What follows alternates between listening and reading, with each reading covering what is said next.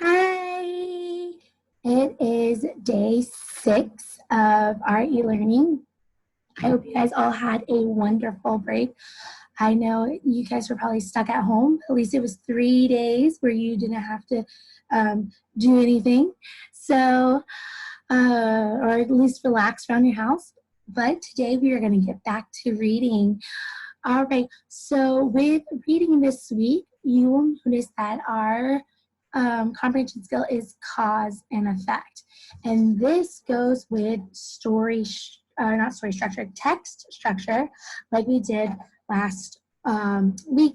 We went over this, we reviewed this. We've gone over all 3 of these. So today you'll notice that they wanted you to do a graphic organizer with cause and effect. And specifically, not just cause and effect, but they also wanted you to sequence those causes and effects. So I hope you notice that in your text. I hope you also notice that in your text that only one section of your text could be done this way, because the other way was compare and contrast. Even though we're going to focus in on cause and effect, I want you to realize that a text can be written in different ways. Okay, the author writes it in different ways. It's the way the author organizes the informational text. And they can take one passage or one article and write it in a couple different ways. So today, I wanted you to do the cause and effect, and I hope you noticed that it was just that first section of history that of electronic cars that you could do cause and effect with, and also put in the sequence. Because the back page, if you were reading it, you notice it's a little bit more difficult to do cause and effect, and it's probably better for you to do a compare and contrast one. And like I've said before, that the second half of the year is not just using one of our strategies when we read, but using multiple strategies as we read. So let's go over cause and effect again. We've seen this poster in class. Cause and effect is when one event causes another. And we've talked about this before, that the cause is why it happened, and the effect is what happened. For instance, the cause, it was raining outside. What happened? The frog needed an umbrella, okay? And we've talked about how when you're reading, it's easier to find the effect. First ask what happened in our text, and then ask yourself, why did that happen? It's easier to go backwards when you're reading, even though it really happens where the cause happens first, then the effect, because you have to have the cause first to have the effect. But while you're reading, a little trick is to go backwards. Ask yourself, what happened and why did that happen? Now, this is where the hard part comes in. It doesn't always lay it out for you, and you probably notice that in your text when you're reading. So we have some signal words. Since, because, if, due to, as, a result, causes, I can't read it, that leads to, consequently, therefore, then. Those are all signal words in your text. You can look for it to find cause and effect. If you find one of those words, you know you in that sentence somewhere around there, there's a cause and effect. And that's when you ask yourself, what happened and why did that happen? And just like it says down here, ask yourself, what happened and why did it happen? So first you ask yourself the what, then you ask yourself the why. So you're going to go backwards. I hope you told your parents while you're doing that, if your parents were sitting next to you. If not, I hope you remember that from class. All right. So remember, you're looking for the cause, not the solution. That's a big thing. So you're not going to go all the way to the end and find a solution. All right.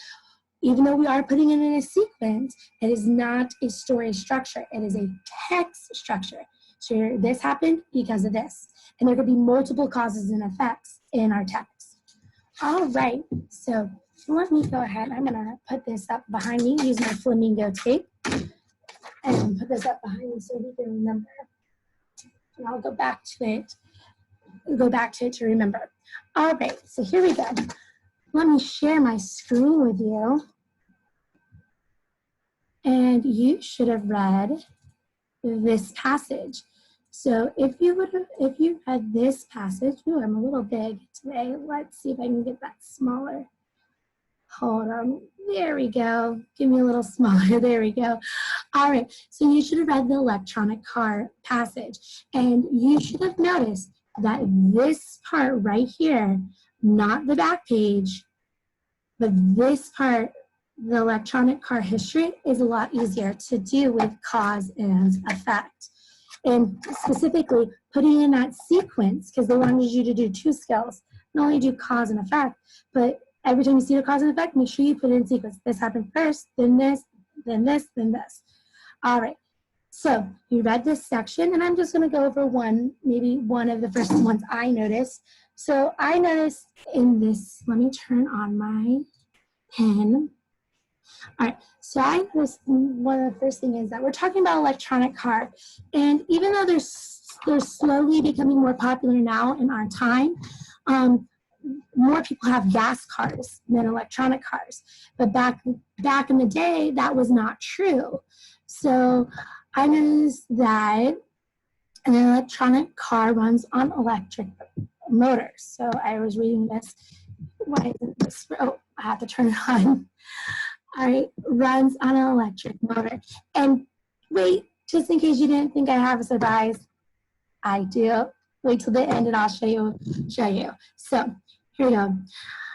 The car uses a pedal to move just like any other car, but it uses a battery to power the motor, not gas. So I asked myself, what did I know first about electronic cars? Well, what happened? And I saw that comma. Remember, sometimes commas also show us cause and effect. What happened? Electric cars use batteries. Why do they use batteries? Because they're run on electricity, not gas. It even says, but it uses a battery to power the motor, not gas. So what happened? So remember, uses a battery. Remember, in our graphic organizers that you use, remember they are notes, so you don't have to write complete sentences. So if you told your parents this, you can show them what we were in class, that when you're writing notes, it's just helping you remember what you've read. So uses a battery, that's what happened. Why? Now we're gonna ask ourselves why, because that's the cause. Why does it use battery? Because it's electric. It is electric. So it is electric. So what's the cause? It uses a battery. There you go, cause and effect. It's that easy. Now it's not gonna lay it out there for you. Electric car is electric. Because of this, it uses a battery. It's not gonna lay it out there. As you saw, I read through it and ask myself, what happened and why did it happen? And it took that whole paragraph for me to find the cause and effect. Let me do one more, and then you should know how to do this, and because we've been doing it in class. So let me do the next one. The next one I found, if you go down, because you should have already read it, is that, let's see, I found down here that the electric cars were easier to drive. That's what happened. The cars were easier to drive. Well, I asked myself, while I was reading, I asked myself, why were they easier to drive? Because they did not need a hand crank. Gas-powered cars needed a hand crank, where electric cars did not need a hand crank. So there you go. I found a cause and an effect. I asked myself, what happened? It was that the electric cars were easier to drive. Why? Then I asked myself, why were they easier to drive? Because they didn't need a hand crank. All right, so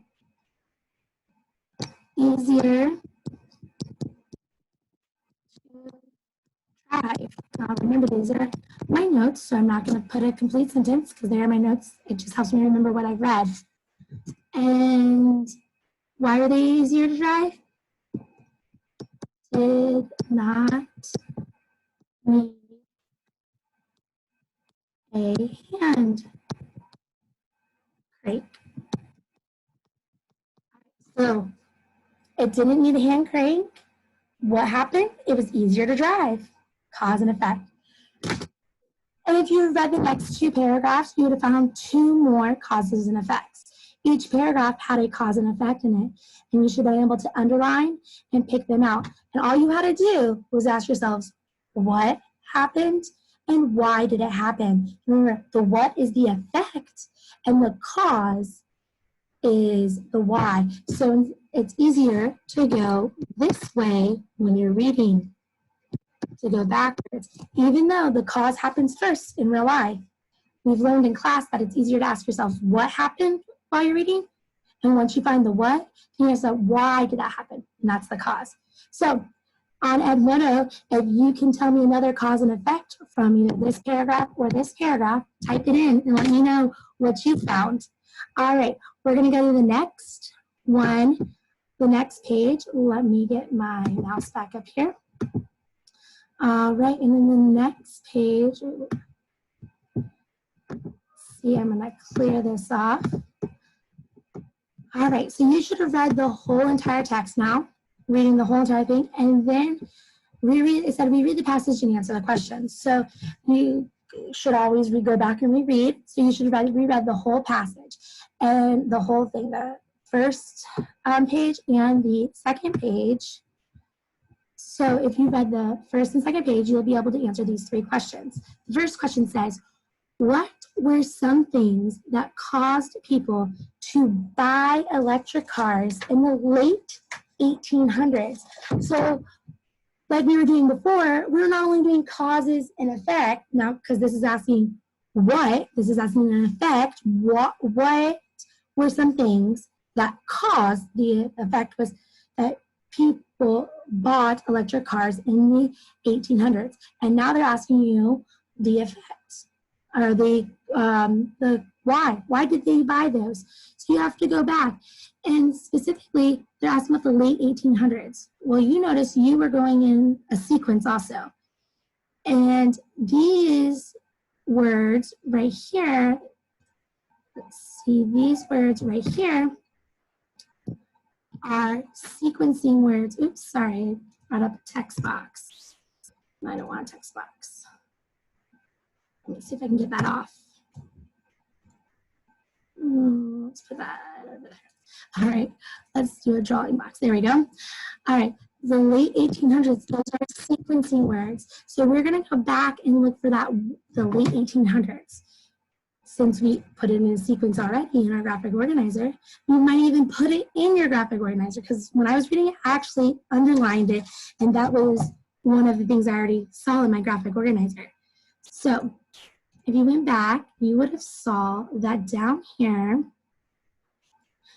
that it said the late 1800s. Let's see, I underlined it, and it was right here.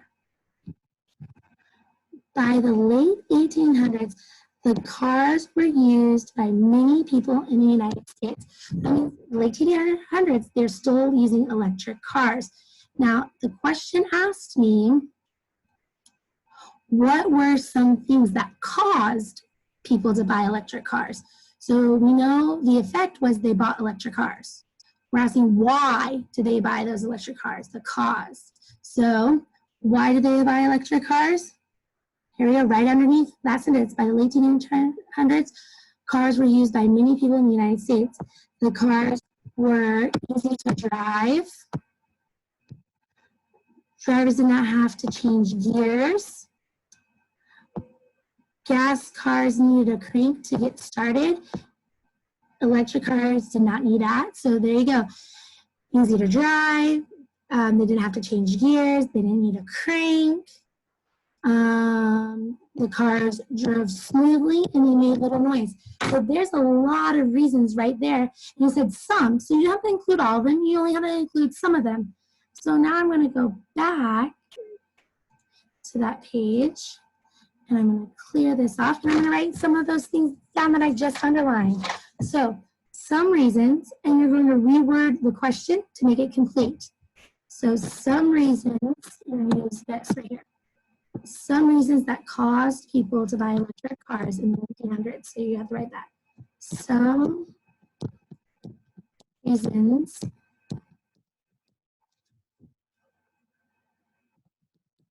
to buy electric cars in the late 1800s were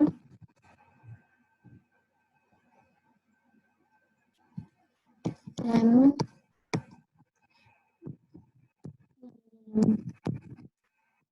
easy to drive,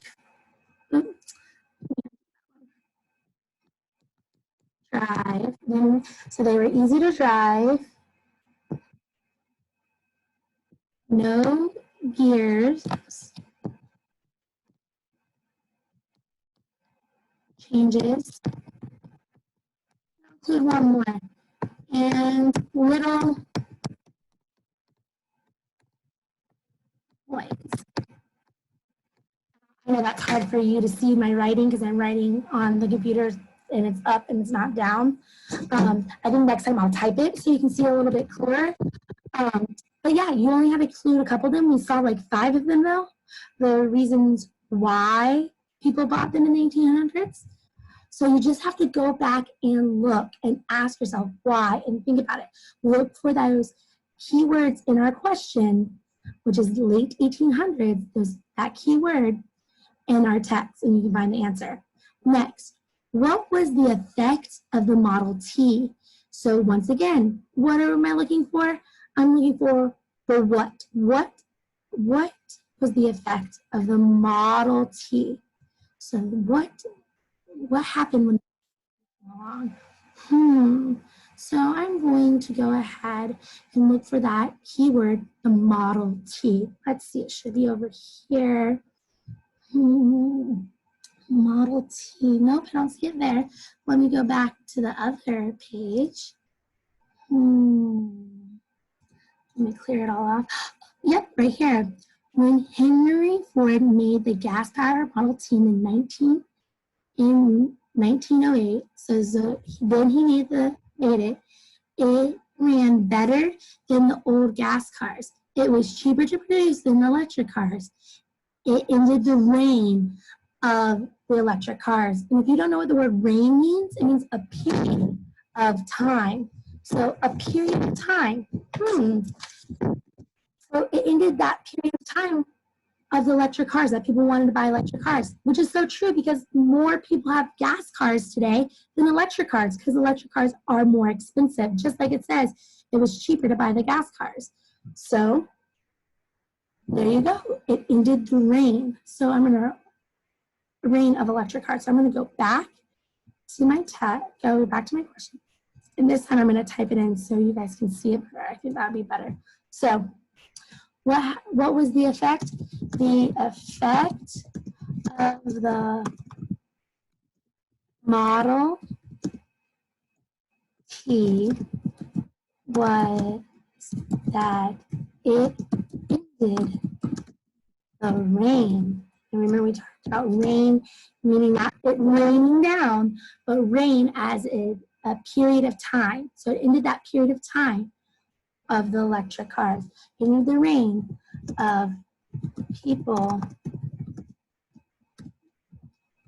buying electric cars. It was cheaper to buy the gas when he made the Model T. All right, slowly coming back, but this is talking about it in that history. All right, so there's that answer for that one. And hope you get that one. And remember, all you had to do was go back and look right down here to find that answer. You have to read this paragraph. All right, so now I'm going to go back to the last question before we're done, before you get to see your surprise. All right, remember, I hope you're following those goals, especially good listening and on task while we're online. I know you can't really do the active learning, but I know your parents can watch you active learn. So let's go ahead and clear this off and do the last one. Now, the last one was a little tricky. It had that inferencing. And remember, we talked about inferencing last week. Inferencing means you have to think about what you already know, what you've read, and apply what you already know to make an answer, a good answer, an answer that is true. All right, not just a guess, but a good answer, because there's only one answer if you inference. All right, what is a possible effect of the following cause? So you're going to tell me what happened because of this. So here's the cause. An electric-powered car needs to be changed, and there are not a lot of places to recharge it while on the road. Use the information under the heading pros and cons to help you. So here's pros and cons over here. And let me read it one more time. Let's see. An electric-powered car needs to be changed, okay? Changed. Woo, I'm reading the wrong word. This is why you always go back and reread it. Charged. I thought that said changed. It's charged. An electric-powered car needs to be charged, which is true. It's electric. Just like you charge your computer, your phone, it's going to die, so you have to charge it, put it in the wall, and charge it. And there are not a lot of places to recharge it while on the road. That's true. So you see how I'm thinking about it? Because it says, what's the possible effect? I have to think about what I already know. So I know, and I'm even making the connection. Electric car needs to be charged into like the wall, just like our phone or our computers need to be charged or else they die.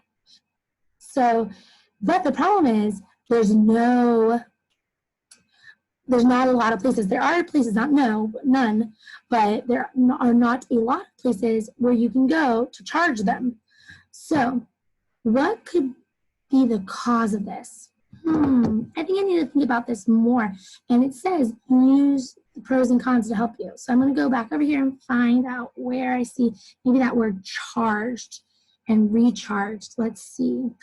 Charging. Here we go. Let me read this paragraph.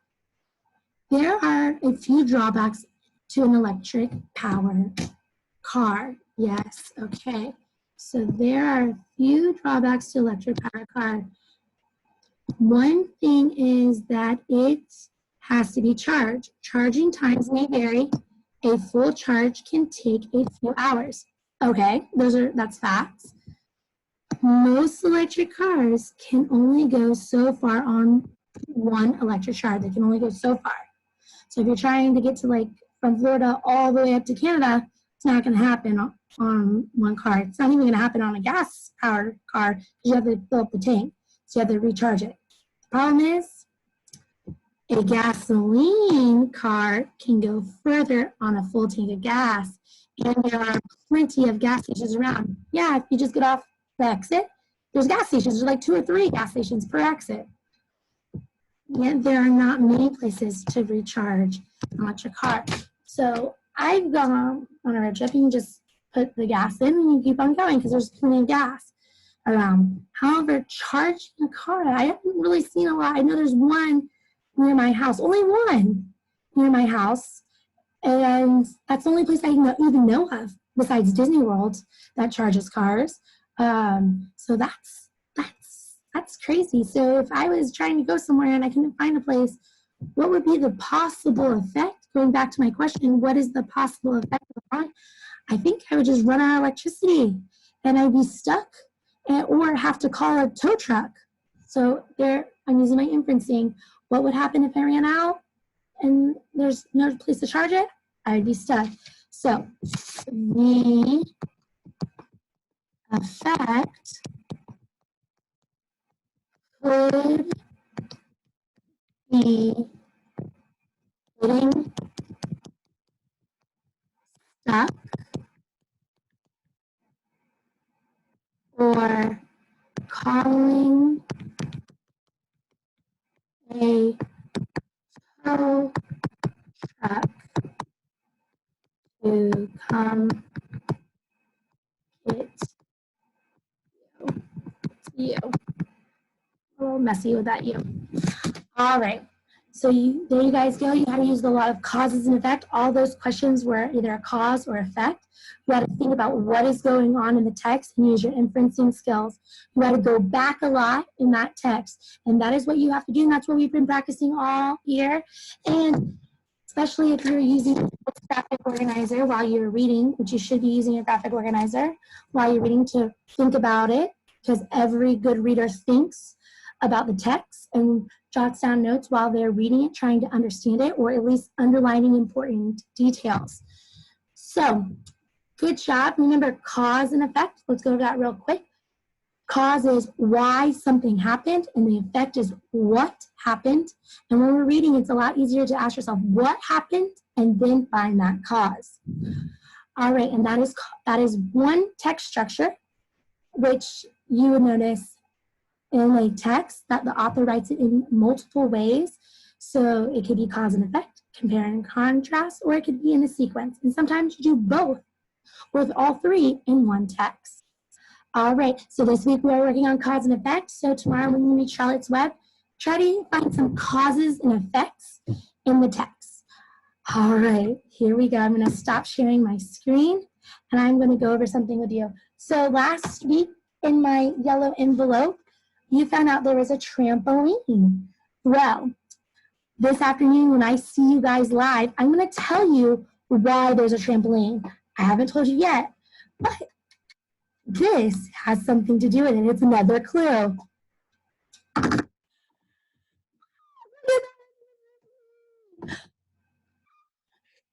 He's jumping on this trampoline. So you guys earned Mr. B on this trampoline. He's gonna jump. I wonder what I'm gonna tell you this afternoon. It's very important, so I'll see you live in Zoom.